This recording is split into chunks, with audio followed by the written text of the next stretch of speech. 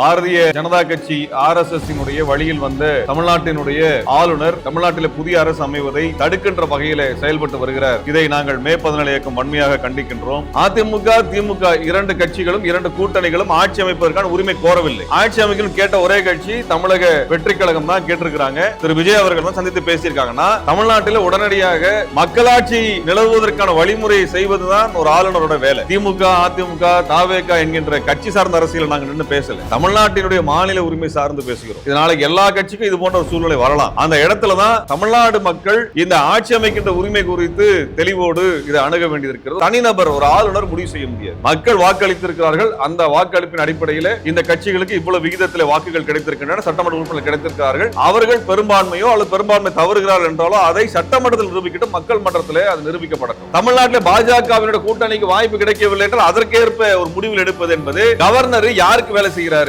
Governor என்கின்ற பதவி யாருக்காக இருக்கிறது என்ற கேள்வி எழுப்ப விரும்புகிறோம். இன்றைக்கு யாரையும் அழைக்காம இருந்து நாளைக்கு கவர்னர் ஆட்சி வருது அப்படின்னா அது மக்களாட்சிக்கு நேர் எதிரானது. மக்கள் ஒண்ணு ஓட்டு போடாம எங்களுக்கு எந்த கட்சி வேண்டாம் நிராகரிக்கல, ஓட்டு போட்டிருக்கிறாங்க. 3 அணிகளும் கணிசமான சட்டமன்ற உறுப்பினர் வச்சிருக்காங்க கையில. ஒவ்வொரு தொகுதியும் தனக்கான சட்டமன்ற உறுப்பினர் யாருன்னு முடிவு பண்ணி அனுப்பி இருக்குது. இதை ஒரு நபர் முடிவு பண்ணுவாரா, ஒரு கட்சி முடிவு பண்ணுவாரா? அதுவும் தமிழ்நாட்டில் கூட்டணி வைத்து கூட்டணியின் பலத்தில் ஒரே ஒரு MLA பதவி வைத்து கூட பிஜேபி எப்படி முடிவு பண்றது? ஊடக நண்பர்களுக்கு வணக்கம். வெகு குறுகிய நேரத்திலே இந்த ஊடக சந்திப்பு குறித்தான செய்தி அறிந்து இங்கே செய்தி சேகரிக்க வந்திருக்கக்கூடிய அனைத்து ஊடக தோழமைகளுக்கும் நாங்கள் சார்ந்திருக்கக்கூடிய மே 17 இயக்கத்தின் சார்பாக வணக்கத்தையும் நன்றியும் தெரிவித்துக் கொள்கின்றோம். தமிழ்நாடு தேர்தல் இதுவரை சந்திக்காத ஒரு நெருக்கடியை தற்பொழுது சந்தித்துக் கொண்டிருக்கிறது. அதே போல மாநில உரிமை தொடர்ச்சியாக தமிழர்களினுடைய உரிமைகளை நசுக்குகின்ற விதமாக இந்த மாநில உரிமைகளை நசுக்கிக் கொண்டிருக்கக்கூடிய செயலும் நடந்து வருவதை பார்த்து வருகிறோம். இந்த நடந்து முடிந்த சட்டமன்ற தேர்தலில் மும்முனை போட்டியாக நடந்து 3 கட்சிக்கும் பெரும்பான்மை இல்லாத நிலையிலே ஆளுநராக இருக்கக்கூடியவர் தமிழ்நாட்டிலே அடுத்த அமைச்சரவை ஆளுங்கட்சியாக பொறுப்பேற்கக்கூடிய தகுதி படைத்த கட்சியை அழைத்திருக்க வேண்டும். அதிக எண்ணிக்கையிலான சட்டமன்ற உறுப்பினர்களை கொண்டிருக்கக்கூடிய கட்சியை அழைப்பது அல்லது ஆட்சி அமைக்க கோருகின்ற கட்சிகளுக்கு வாய்ப்பு கொடுப்பது என்று எந்த விதமான நடைமுறையையும் மேற்கொள்ளாமல் பாரதிய ஜனதா கட்சி RSS வழியில் வந்த தமிழ்நாட்டினுடைய ஆளுநர் தமிழ்நாட்டினுடைய புதிய அரசு அமைவதை தமிழ்நாட்டில் புதிய அரசு அமைவதை தடுக்கின்ற வகையில் செயல்பட்டு வருகிறார்.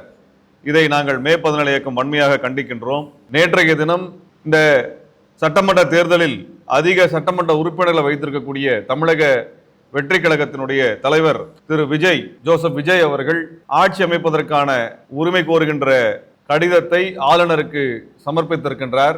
ஆளுநருடைய பொறுப்பு என்பது இந்த சட்டசபையிலே பெரும்பான்மையை வைத்திருக்கக்கூடிய அல்லது நிரூபிக்கக்கூடிய அல்லது அதற்கான தகுதி படைத்த கட்சிக்கான அனுமதியை வழங்குவது என்கின்ற அளவில் தான் இருக்கிறது. அவருக்கான விதிகளை வரையறுக்கக்கூடிய வரலாறை பார்த்தோம்னா இந்த ஆளுநர் தன் விருப்பத்திற்கு ஏற்ப கட்சிகளை அழைப்பது, தன் கருத்திற்கு ஒவ்வாத கொள்கைகளுக்கு ஒவ்வாத கட்சிகளை நிராகரிப்பது என்கின்ற செயல்பாடு நீண்ட காலமாகவே இந்திய வரலாறு இருந்து வந்திருக்கிறது. இந்தியாவினுடைய முதல் சட்டமன்ற தேர்தலாக 1952 மெட்ராஸ் மாகாணத்தில் நடந்த தேர்தலின் பொழுது அன்றைக்கு இருந்த மஸ்தூர் சங்கரினுடைய கட்சியும் பிரகாசம் அவர்களுடைய தலைமையில் இருந்த அந்த கட்சியும் இந்திய கம்யூனிஸ்ட் கட்சியும் இணைந்து கூட்டணி அமைத்து தேர்தல் எதிர்கொண்டார்கள்.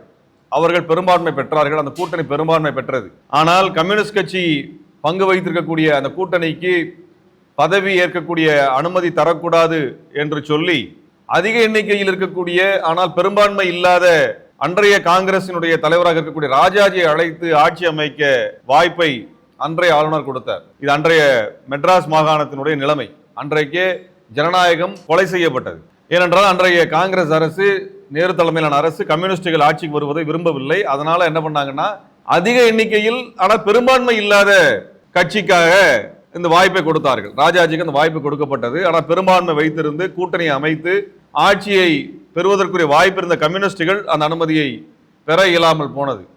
இதே போன்ற நிலை பல மாநிலங்களில் தொடர்ந்த காரணத்தினால் 1971 கமிட்டி ஆஃப் கவர்னன்ஸ் என்று சொல்லி இந்த ஆளுநர்களுடைய அதிகாரம், குறிப்பாக சட்டசபையில் யார் ஆட்சி அமைப்பது என்பது குறித்தான ரெப்ரசன்டேட்டிவ் பீப்புள் ஆக்ட் மற்றும் மாநில உரிமை குறித்தான ஆளுநர் உரிமை குறித்தான அந்த சட்டங்களை எல்லாம் அதிகாரங்களை எல்லாம் சீர்தூக்கி பார்த்து அவர்கள் ஒரு பரிந்துரைகளை வழங்கினார்கள். அதன் அடிப்படையில் தேர்தலுக்கு முன்பு கூட்டணி அமைத்து பெரும்பான்மை பெற்றக்கூடிய கட்சியை அழைப்பது அல்லது அதிக எண்ணிக்கை வைத்திருக்கக்கூடிய கட்சியை அவர்கள் ஆட்சி அமைக்க அழைப்பது, அதுவும் இல்லை என்றால் தேர்தலுக்கு பின்பு ஒரு கூட்டணி அமைத்து பெரும்பான்மையை பெறக்கூடிய அந்த கூட்டணி கட்சிகளை ஆட்சி அமைக்க அழைப்பது என்றெல்லாம் நெறிமுறைகள் வகுக்கப்பட்டன. இது 1988 காலகட்டத்தில் அமைக்கப்பட்ட சர்க்காரியா கமிஷன் இந்த நெறிமுறைகளை வரையறுத்து கொடுத்தது. அதற்கு பிறகு பூஞ்சி கமிஷன் இது குறித்து பேசி அவர்களும் இதே நெறிமுறை ஏற்றுக்கொண்டார்கள். 1994 நடந்த பொம்மை எஸ்ஆர் பொம்மை அவர்களுடைய, அதாவது கர்நாடகத்திலே ஆட்சி அமைக்கக்கூடிய உரிமை கோரிய எஸ்ஆர் பொம்மைக்கு ஒரு அநீதி நடந்த பொழுது அவர் உச்சநீதிமன்றத்தை நாடினார்.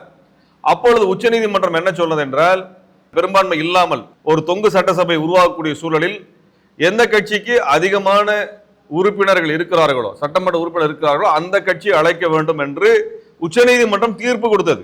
ஆளுநரினுடைய அதிகாரத்தை வரையறுத்து கொடுத்தாங்க.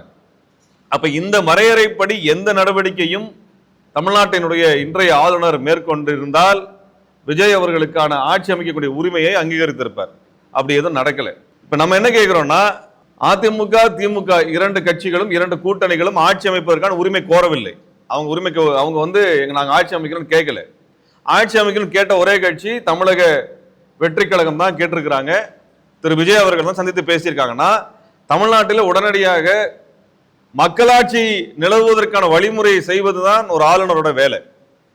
அப்ப மக்களாட்சி பொறுப்பேற்பதற்கான ஒரு வாய்ப்பை அவர்கள் தமிழக வெற்றி கழகத்திற்கு கொடுத்திருக்க வேண்டும். பெரும்பான்மையை நிரூபிப்பது என்பது சட்டசபையில் தான் நிரூபிக்க வேண்டுமே ஒழிய அதை ஆளுநருக்கு நிரூபிக்க வேண்டிய அவசியம் இல்லை. ஆளுநர் வந்து சபாநாயகர் கிடையாது. ஆளுநருக்கு வந்து ஒரு கட்சியை பற்றியான மதிப்பிடுவதில் எந்த அளவீடுமே கிடையாது. அவருடைய விருப்பத்திற்கு ஏற்ப அவருடைய அதிகாரத்தை வளைத்துக் கொள்ளக்கூடிய வகையில் நடந்து கொண்டிருக்கிறார்கள். பெரும்பான்மையை ஆளுநர் நிரூபிக்க வேண்டும் என்கின்ற அவசியம் இல்லை. அதை சட்டசபையில் நிரூபிப்பது என்பது மக்கள் மன்றத்தை நிரூபிப்பதற்கான அடையாளமாக மாறும். அப்படிப்பட்ட வாய்ப்பை அவர் தமிழக வெற்றி கழகத்தை கொடுத்திருக்கணும். அவர் பெரும்பான்மை நிரூபிக்க வேண்டிய பொறுப்பை அவர் கையில் கொடுத்திருக்க வேண்டும். பெரும்பான்மையான அரசை நிறுவுவது என்கின்ற எதேச்சதிகார ஒரு தனத்தை ஆளுநர் மேற்கொண்டிருக்கிறார். அதுதான் தமிழ்நாட்டில் நாம் எச்சரிக்கையோடு கவனிக்க வேண்டியது. இது வந்து திமுக அதிமுக தாவேகா என்கின்ற கட்சி சார்ந்த அரசியல் நாங்கள் நின்று பேசல. தமிழ்நாட்டினுடைய மாநில உரிமை சார்ந்து பேசுகிறோம். இதனால எல்லா கட்சிக்கும் இது போன்ற ஒரு சூழ்நிலை வரலாம். அந்த இடத்துல தான் தமிழ்நாடு மக்கள் இந்த ஆட்சி அமைக்கின்ற உரிமை குறித்து தெளிவோடு இதை அணுக வேண்டியிருக்கிறது. ஒரு தனிநபர் ஒரு ஆளுநர் முடிவு செய்ய முடியாது. மக்கள் வாக்களித்திருக்கிறார்கள். அந்த வாக்களிப்பின் அடிப்படையில் இந்த கட்சிகளுக்கு இவ்வளவு விகிதத்தில் வாக்குகள் கிடைத்திருக்கின்றன, சட்டமன்ற உறுப்பினர்கள் கிடைத்திருக்கிறார்கள். அவர்கள் பெரும்பான்மையோ அல்லது பெரும்பான்மை தவறுகிறார்கள் என்றாலோ அதை சட்டமன்றத்தில் நிரூபிக்கட்டும், மக்கள் மன்றத்தில் அது நிரூபிக்கப்படட்டும். அதை வந்து அப்படியான ஒன்றை வந்து தான் நம்ம வந்து முன்வைக்கிறோம். இதுக்கு நான் குறிப்பா பேசுற இன்னொரு காரணம் இருக்கு. 2018 கர்நாடக தேர்தலின் பொழுது என்ன நடந்தது என்றால், அங்கே 3 மும்முனை போட்டியாக காங்கிரஸ் கட்சி, மதச்சார்பற்ற ஜனதாதளம் மற்றும் பாரதிய ஜனதா கட்சி தேர்தலில் போட்டியிட்ட பொழுது பாரதிய ஜனதா கட்சிக்கு அதிக எண்ணிக்கையில் சட்டமன்ற உறுப்பினர் கிடைத்தார்கள். ஆனால் பெரும்பான்மை கிடைக்கவில்லை. இரண்டாவதாக காங்கிரஸ் கட்சி இருந்தது. மூன்றாவதாக மதச்சார்பற்ற ஜனதாதளம் இருந்தது. அந்த இடத்துல காங்கிரஸ் கட்சி மதச்சார்பற்ற ஜனதாதளத்துக்கு ஆதரவு தெரிவிப்பதாக அறிவித்து ஒரு பெரும்பான்மை கணக்கை முன்னிறுத்தினார்கள். ஆக சர்க்காரியா கமிஷன்ல இருந்து பூஞ்சி கமிஷன்ல இருந்து கமிஷன் ஆஃப் கவர்னன்ஸ்ல இருந்து சொல்லப்பட்ட உச்சநீதிமன்றத்தினுடைய தீர்ப்பின் அடிப்படையில் பார்த்தால் மதச்சார்பற்ற ஜனதாதளத்திற்கு கூட்டணிக்கு ஆட்சி அமைக்கின்ற அதிகாரத்தை கொடுத்திருக்க வேண்டும். ஆனால் அன்றைக்கு பாரதிய ஜனதா கட்சியினுடைய முகவர்களாக எடுபடிகளாக இருந்த ஆளுநர் பாரதிய ஜனதா கட்சியை கூப்பிட்டு ஆட்சி அமைக்க எடியூரப்பாவை அழைத்து ஆட்சி அமைக்க அனுமதி கொடுத்தார். அது மட்டுமல்ல, பெரும்பான்மை நிரூபிப்பதற்காக 15 நாட்கள் அதற்கான கால அவகாசம் கொடுத்தார். இது எதுக்கு? அடுத்த கட்சி உடைப்பதற்கான அது கால அவகாசமாக அதை கொடுத்தார். உடனடியாக உச்சநீதிமன்றம் சென்ற பொழுது அந்த 15 நாள் என்பது ஒரே நாளாக குறைக்கப்பட்டது. ஒரே நாள்ல நீங்க நிரூபிக்க, ஒரு நாள் தான் உங்களுக்கு அவகாசம் நிரூபிக்க உச்சநீதிமன்றம் சொல்லிச்சு. இது ஆளுநர் அதிகாரத்தின் மீது உச்சநீதிமன்றம் வைத்த என்ன சொல்றது கடுமையான ஒரு விமர்சனம். இதுக்கு அப்புறமும் அங்க பாரதிய ஜனதா கட்சி ஆட்சிக்கு வருதுன்னா அதுக்கேற்ற மாதிரி சட்டத்தை வளைத்துக் கொள்வது, தமிழ்நாட்டில் பாஜகவினுடைய கூட்டணிக்கு வாய்ப்பு கிடைக்கவில்லை என்றால் அதற்கேற்ப ஒரு முடிவில் எடுப்பது என்பது கவர்னர் யாருக்கு வேலை செய்கிறாரு, கவர்னர் என்கின்ற பதவி யாருக்காக இருக்கிறது என்ற கேள்வி எழுப்ப விரும்புகிறோம். எந்த கட்சி வேணா இருக்கட்டும், எந்த கட்சி வேணா இந்த இடத்துல இருக்கட்டும். ஆனால் இதுல ஒரு நீங்க ஒண்ணு சட்ட முறைப்படி ஒண்ணு வர்றீங்க, ஒரு நெறிமுறை, அந்த நெறிமுறையை கடைபிடிக்கணும். உங்க நெறிமுறை உங்க இஷ்டத்துக்கு எல்லாம் பண்றீங்கன்னா பிஜேபி காரங்க எந்த மாநிலத்தில் வேணா யாரை வேணா அவங்க விருப்பத்துக்கு அழைக்கிறது, அவங்க விருப்பத்துக்கு நிராகரிக்கிறது ஒரு போக்கை தமிழ்நாடு அனுமதிக்க கூடாது. இது அனைத்து கட்சிகளும் கண்டிக்க வேண்டும் என்று நாங்கள் நேற்றைக்கு அறிக்கை வெளியிட்டிருந்தோம். இன்றைக்கு பல கட்சிகள் அந்த நிலைப்பாட்டை ஆதரித்திருக்கிறார்கள். அவர்கள் கவர்னருடைய போக்கை கண்டித்திருக்கிறார்கள், வரவேற்கிறோம். தமிழ்நாட்டில் உடனடியாக ஒரு மக்களாட்சி வரணும். இன்றைக்கு யாரையுமே அழைக்காம இருந்து நாளைக்கு கவர்னர் ஆட்சி வருது அப்படின்னா அது மக்களாட்சிக்கு நேர் எதிரானது. மக்கள் ஒன்றும் ஓட்டு போடாம எங்களுக்கு எந்த கட்சி வேண்டாம்னு நிராகரிக்கல, ஓட்டு போட்டிருக்கிறாங்க. 3 அணிகளும் கணிசமான சட்டமன்ற உறுப்பினர் வச்சிருக்கிறாங்க கையில. ஒவ்வொரு தொகுதியும் தனக்கான சட்டமன்ற உறுப்பினர் யாருன்னு முடிவு பண்ணி அனுப்பி இருக்குது. இதை ஒரு நபர் முடிவு பண்ணுவாரா, ஒரு கட்சி முடிவு பண்ணுவாரா? அதுவும் தமிழ்நாட்டில் கூட்டணி வைத்து கூட்டணியின் பலத்தில் ஒரே ஒரு எம்எல்ஏ பதவி வைத்திருக்க பிஜேபி எப்படி முடிவு பண்றது? பிஜேபி எப்படிங்க முடிவு பண்ணும்? அந்த பிஜேபி கட்சிக்காரங்க தமிழ்நாட்டில் யார் வரணும் யார் வரக்கூடாது முடிவு பண்ணுவாங்களா? அப்படிப்பட்ட ஒரு மோசமான சூழலை அனுமதிக்க கூடாது, தமிழ்நாடு அனுமதிக்க கூடாது. இதுல விருப்ப வெறுப்பெல்லாம் பார்க்க கூடாது என்றுதான் மே 14 சொல்லுது. ஒரே ஒரு எம்எல்ஏவை அதுவும் கூட்டணி வைத்து அதிமுகவின் பலத்தால் வாங்கி கொண்டு அவர்கள் இங்க 108 சட்டமன்ற உறுப்பினர் பெற்றிருக்கக்கூடிய தமிழக வெற்றி கழகத்திற்கு ஆட்சி அமைப்பதற்கு வாய்ப்பு கொடுக்க மறுக்கிற அந்த எதேச்சதிகார போக்கு அராஜகமான போக்கு, தமிழ்நாடு மக்களினுடைய ஜனநாயக உரிமையை நசுக்குகின்ற போக்கு. இதை வன்மையா கண்டிக்கிறோம். இதுல ஸ்ரீதர் வேம்பு என்ன பேசியிருக்காரு, அவர் RSS சங்கி, அவர் என்ன பேசியிருக்காரு, இப்ப ஆளுநர் ஆட்சி வரணும்னு பேசியிருக்கிறார். ஆளுநர் ஆட்சி வர்றதுக்கு பத்தியான பரிந்துரை பிஜேபி ஏன் இப்ப பேசுது? ஏன் பேசுது? ஆளுநர் ஆட்சி யார் கேட்டா? எதுக்கு ஆளுநர் ஆட்சி கொண்டு வரணும்? எதுக்கு கவர்னர் ஆட்சிக்கு திரும்பி வரணும்? மக்களாட்சி தான் வரணும்.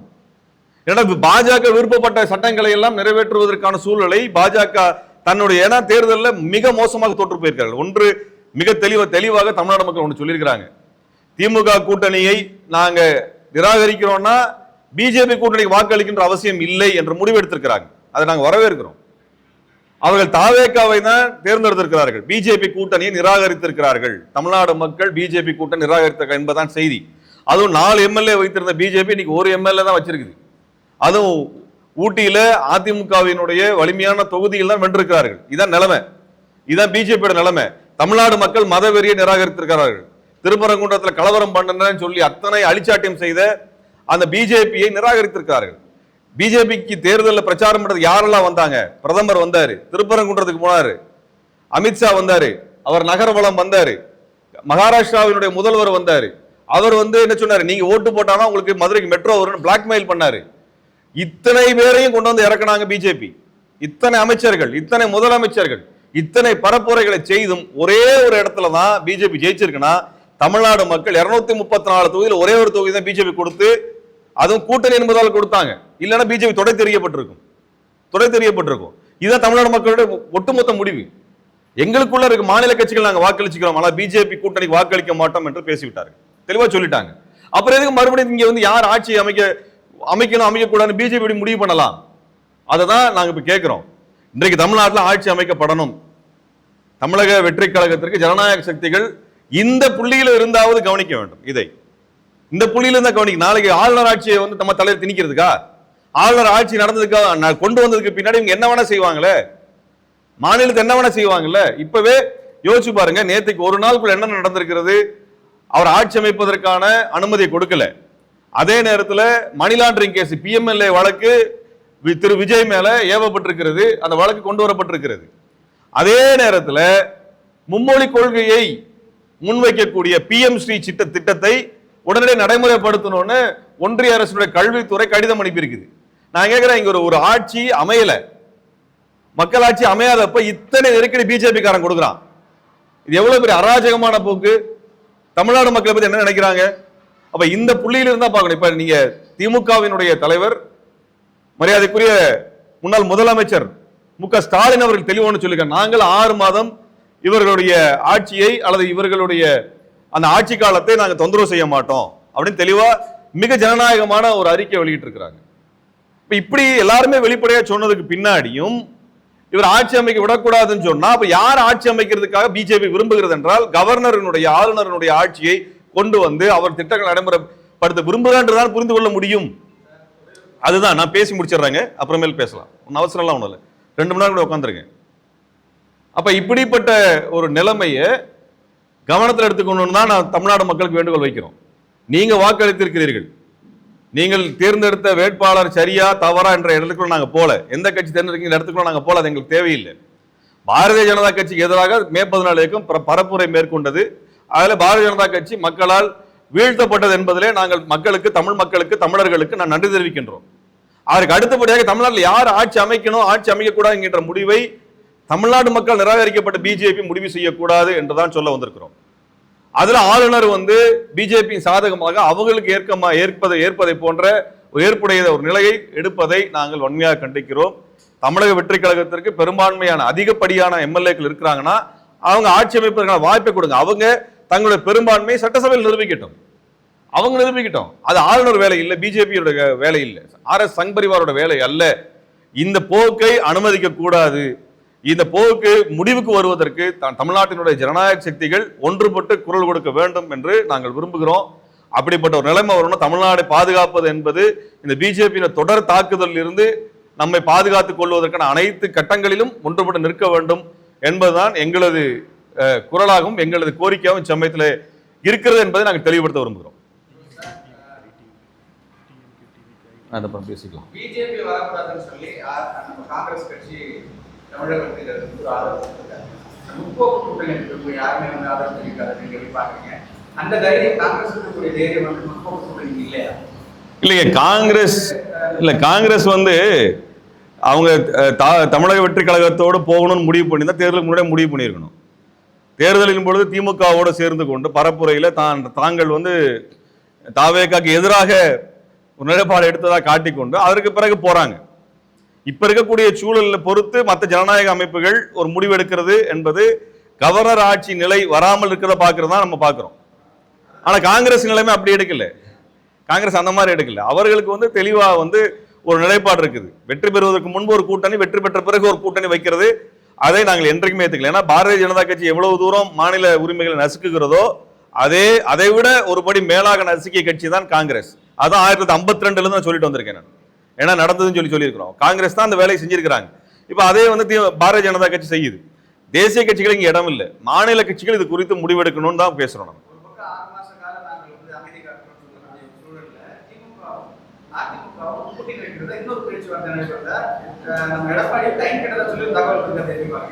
இப்ப அதிமுக திமுக 2 பேரும் பேசினதாக 2 கட்சிகளும் அதிகாரப்பூர்வம் அறிவிக்கல. அதுதாங்க, நம்ம ஊடகங்கள் எந்த லட்சணத்துல இருக்கு தேசிய அளவுலன்றத நம்ம பார்த்துட்டோம். பிஜேபியோட ஊடகங்கள் என்ன அளவுல இருக்குன்னு நம்ம பார்த்துட்டோம். அதனால இந்திய அளவிலான ஊடகங்களை நாங்க ரெஃபரன்ஸா எடுக்கல. தமிழ்நாட்டு ஊடகங்களை பேசலாம், ஆனா இந்த விஷயம் இதுவரைக்கும் 2 கட்சிகளும் அந்த நிலைப்பாடை வெளிப்படையாக சொல்லல. அதிகாரப்பூர்வமாக அறிவிக்கப்படாத ஒரு விஷயத்தை குறித்து நாங்கள் பேச முடியாது. அதான் நாங்க சொல்ல முடியும். அப்படி ஒரு நிலைமை, அப்படி உண்மை 2 கட்சிகளும் பேசுது அப்படின்னா அது ஏற்புடையது அல்ல. அது அப்படியான ஒண்ணு பண்ணாங்கன்னா தப்பு.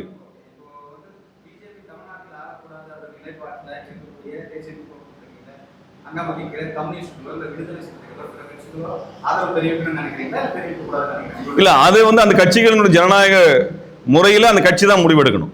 விடுதலை சிறுத்தைகளோ கம்யூனிஸ்ட் கட்சிகளோ தமிழ்நாட்டு நலனுக்கு எது பயன்படும், தங்களுடைய கொள்கைக்கு எது சரியானதாக இருக்கும் என்பதை அந்த கட்சி தான் முடிவு பண்ணும். ஏன்னால் அது வலிமையான கட்சி, மக்களை சென்று சந்தித்திருக்கிறார்கள், சட்டமன்ற உறுப்பினர்களை பெற்றிருக்கிறார்கள். அவர்கள் பேசி முடிவெடுப்பது தான் சரியானதா இருக்கும் நான் நினைக்கிறேன்.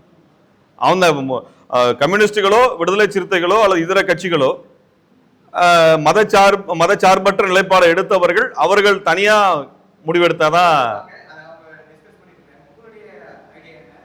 நாங்க யாரு ஆட்சி அமைக்கணும் நாங்க சொன்னோம்னா நம்ம சரியா இருக்காது. அந்த மாதிரி இடத்துக்குள்ள நாங்க போக முடியாது. நாங்க என்ன சொல்லணும், ஆளுநர் ஆட்சி அப்படின்னு ஒண்ணு வருதுனால் அதை நாங்க நிராகரிக்கிறோம்.